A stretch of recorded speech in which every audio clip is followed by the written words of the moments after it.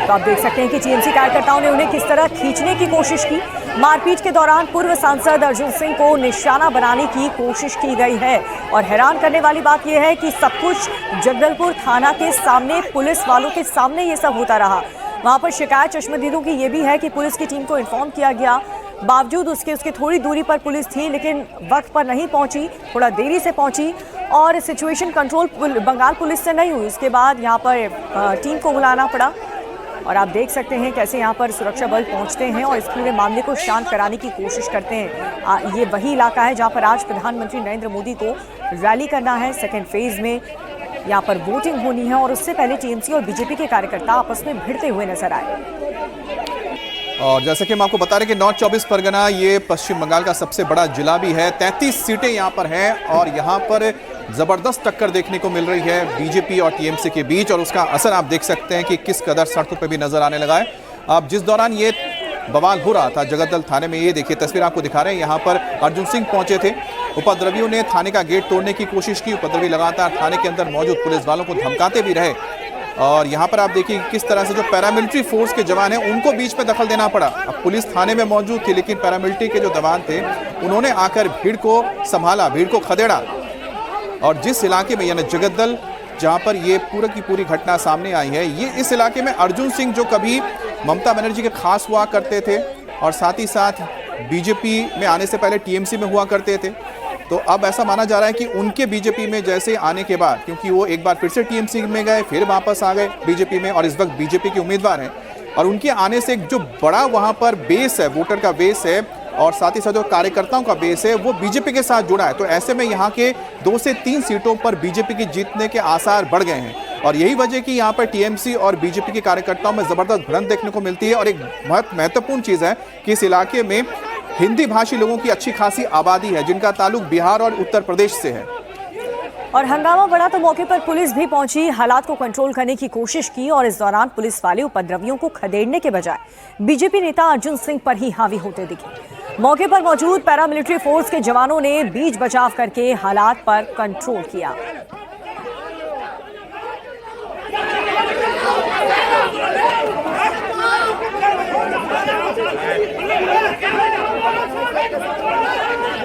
और बीजेपी का आरोप है कि हालात को कंट्रोल करने के लिए पुलिस फोर्स काफी देर बाद पहुंची है। पुलिस ने उपद्रवियों को खदेड़ना शुरू किया, लेकिन उपद्रवी लगातार पुलिस के कंट्रोल से बाहर होते जा रहे थे। तो यहाँ पर आपको 2 यहाँ पर फोर्सेस नजर आ रही होंगी, जो आपको खाकी वर्दी में नजर आ रहे हैं और नीले वर्दी में आपको नजर आ रहे हैं, वो पुलिस के जवान हैं और पुलिस की रैपिड एक्शन फोर्स है पश्चिम बंगाल की। और दूसरे आपको जो जवान दिख रहे हैं वो पैरामिलिट्री फोर्सेस के जवान हैं। हो सकता है वो अर्जुन सिंह के साथ वहां पर उनकी सुरक्षा में तैनात होंगे जो पहुंचे थे। और इस पूरी घटना के बाद इलाके में तनाव इतना ज्यादा बढ़ गया कि हालात को कंट्रोल करने के लिए जगदल और आसपास के क्षेत्रों में सुरक्षा काफी बढ़ा दी गई है। जलेबी मैदान, जहां पर प्राइम मिनिस्टर नरेंद्र मोदी की जनसभा होनी है, वहां पर सुरक्षा के कड़े इंतजाम भी किए गए हैं।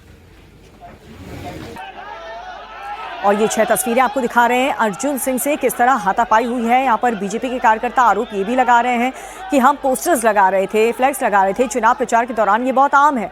लेकिन वहीं पर टीएमसी के कार्यकर्ता पहुंचते हैं कि हमें भी पोस्टर लगाना है और इसी बात को लेकर के कहासुनी होती है, फिर बातचीत होती है और उसके बाद ईंट और पत्थर उठाए जाते हैं टीएमसी के कार्यकर्ताओं की तरफ से और बीजेपी के कार्यकर्ताओं पर हमले किए जाते हैं।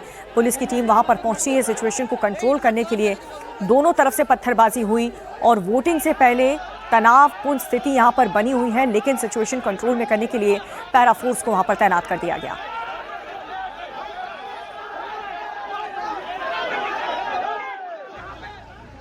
बिट्टू हमारे एक कर्मी बैनर और फ्लेक्स लगा रहा था, वहाँ हम लोगों का पार्टी ऑफिस भी है।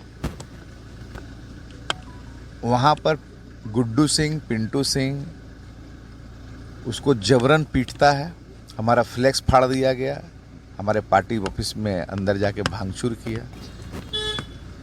इस घटना को लेकर हम लोग थाना में अभियोग करने आए थे, क्योंकि अगर कोई हमारे कर्मी के ऊपर अटैक किया है तो हम लोग तो थाना में जनाएंगे। तो हम लोग थाना में आए। थाना में जब हम लोग अभियोग जनाने गए, उसी समय अर्जुन सिंह अपने केंद्र वाहिनी को लेकर, सीआईएसएफ सिक्योरिटी को लेकर अचानक हम लोगों के कर्मी के ऊपर हमला कर दिया, जिसमें हमारे सौरभ पुलिस के सामने थाना के अंदर सीसीटीवी फुटेज है। मीडिया फुटेज है, मीडिया फुटेज भी आपको हम दे दे रहे हैं। अद्भुत बात है, हम लोग तो अंदर में थे, कंप्लेन लिख रहे थे, किंतु मीडिया के थ्रू ही देखा गया कि किस तरह से अर्जुन सिंह अपने CISF को लेकर गुंडागर्दी का प्रदर्शन किया। अमित गुप्ता जो TMC के कैंडिडेट थे जिन्होंने अर्जुन सिंह पर आरोप लगाया, दूसरी तरफ बीजेपी विधायक पवन सिंह ने आरोप लगाया कि उनके घर पर बमबारी की गई और फायरिंग में CISF के एक जवान घायल हो गए। पवन सिंह 2026 के पश्चिम बंगाल विधानसभा चुनाव में भाटपाड़ा विधानसभा चुनाव से क्षेत्र से चुनाव लड़ रहे हैं। कि हम लोग का स्ट्रीट कॉर्नर मीटिंग हो रहा था तो TMC वाले कुछ आए, जो 17 नंबर वार्ड का काउंसलर है मनोज पांडे जी, वो आया अपने लड़कों लोगों को लेकर वहाँ झमेला करने लगा। उसके बाद फिर हम गए IC के पास जाके कंप्लेन किए कि हम लोग परमिशन लेके हम लोग जब ये स्ट्रीट कॉर्नर मीटिंग कर रहे हैं तो फिर TMC वाले आके क्यों झमेला कर रहे हैं। हम लोग प्रतिवाद किए, प्रतिवाद करने के बाद थाना के पास फिर हमने कंप्लेन किया। कंप्लेन होने के बाद उन्होंने बोला कि हम एक्शन लेंगे, पर आज देखने को मिला कि वही लोग, वो लोग आज फिर जब हमारे आदरणीय नरेंद्र मोदी जी का जब हम लोग फ़ोटो लगा रहे थे उनके स्वागत के लिए, तो उनके कुछ लड़के जाके वहाँ डिस्टर्ब कर रहे थे। तब तक देखें कि पहले पत्थर चलने के बाद फिर बम चला। हाँ, हमारे यहाँ ये जो शटर था, मतलब हमारा ड्राइवर उस टाइम हमको ड्रॉप करके वहाँ खड़ा था, पानी पी रहा था। हम लोग अभी फुटेज में उसको देखें। और उसके बाद फिर उसके ऊपर पत्थर चला, वो जल्दी शटर बंद कर दिया। शटर बंद करने के बाद फिर बम चला, उसके बाद फिर फायरिंग होने लगी। फायरिंग होने के बाद उसी में हमारा CISF का एक गोली लग गया।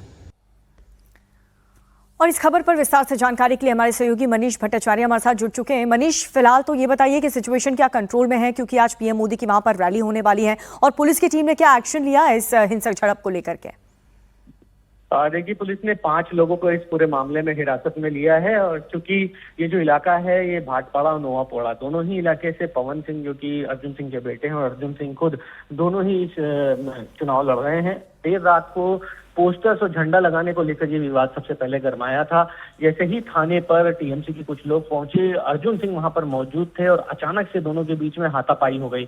उसके बाद ये बताया जा रहा है कि बमबाजी भी हुई है, गोलीबारी भी हुई है, जिसमें एक CISF जो कि अर्जुन सिंह की सिक्योरिटी में तैनात थे वो घायल हुए। उनको कोलकाता में एडमिट किया गया और भारी डिप्लॉयमेंट पुलिस का वहां पर तैनात किया गया है। सेंट्रल फोर्सेस का डिप्लॉयमेंट वहां पर किया गया है। 5 लोगों को हिरासत में लिया है, लेकिन अभी और भी उन लोगों की तलाश की जा रही है जिन लोगों ने हंगामा किया, खासतौर पर जिन्होंने बमबाजी और गोलीबारी की है।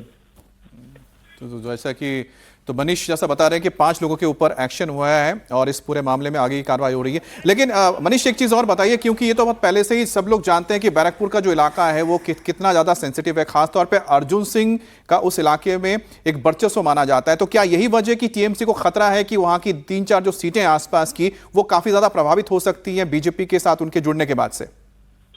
हाँ बिल्कुल, देखिए, अर्जुन सिंह एक वक्त था जब ममता बनर्जी के बहुत खास सिपह सलार हुआ करते थे। उसके बाद जब वो BJP में आए, फिर वो सांसद भी बने, उसके बाद BJP से चुनाव भी लड़े, और फिर हुआ कि उनके बेटे और यानी अर्जुन सिंह और उनके बेटे दोनों उसी क्षेत्र से चुनाव लड़ रहे हैं। और यही वजह है कि इस बार BJP ने अर्जुन सिंह और उनके बेटे दोनों को ही टिकट दिया है, क्योंकि उनके बेटे पवन सिंह वर्तमान से विधायक है।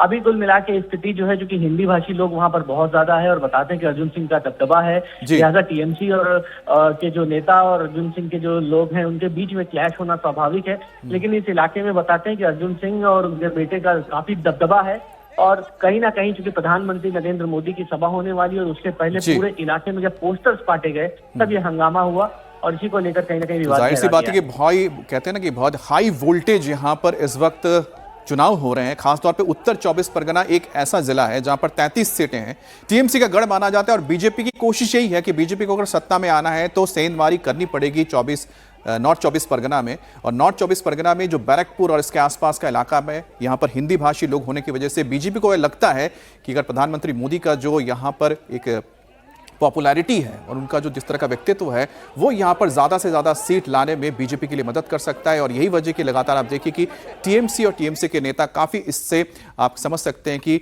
डरे हुए हैं। और बंगाल में दूसरे फेज की वोटिंग से ठीक एक दिन पहले देसी बमों का बहुत बड़ा जखीरा मिला है। रविवार शाम की बात करें तो दक्षिण 24 परगना के भानगढ़ विधानसभा क्षेत्र में बम बरामद होने से सनसनी फैल गई है। पुलिस ने उत्तर काशीपुर पुलिस स्टेशन के इलाके में तृणमूल कार्यकर्ताओं के घर के पीछे के बगीचे से कुल 100 नए बम बरामद किए हैं। बताया ये भी जा रहा है कि उत्तर काशीपुर पुलिस स्टेशन की सूचना मिलने पर छापेमारी की गई उस इलाके में और एक घर को लेकर के संदेह होने पर उस घर के पीछे के बगीचे में तलाशी ली गई और तलाशी के दौरान एक थैला मिला। जब पुलिस ने उस थैले को खोला उसमें एक एक करके कुल 100 नए बम निकले हैं। इसके बाद पुलिस ने तुरंत ही पूरे इलाके को घेर लिया और बाद में बम डिस्पोजल स्क्वाड को बुला करके बरामद बमों को निष्क्रिय किया गया और इस पूरी घटना के बाद इलाके में तनाव फैल गया है। स्थानीय लोग काफी ज्यादा डरे हुए हैं।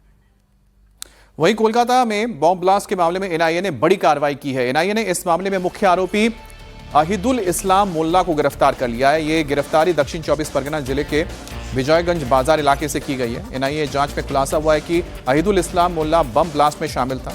अहिदुल इस्लाम मोल्ला का एक साथी पहले ही गिरफ्तार हो चुका है। इस साल मार्च में कोलकाता में बॉम्ब ब्लास्ट हुआ था जिसमें एक शख्स की मौत हो गई थी और साथ ही 3 लोग घायल हो गए थे और इसी सिलसिले में दक्षिण 24 परगना से अहिदुल मोल्ला को गिरफ्तार किया गया है।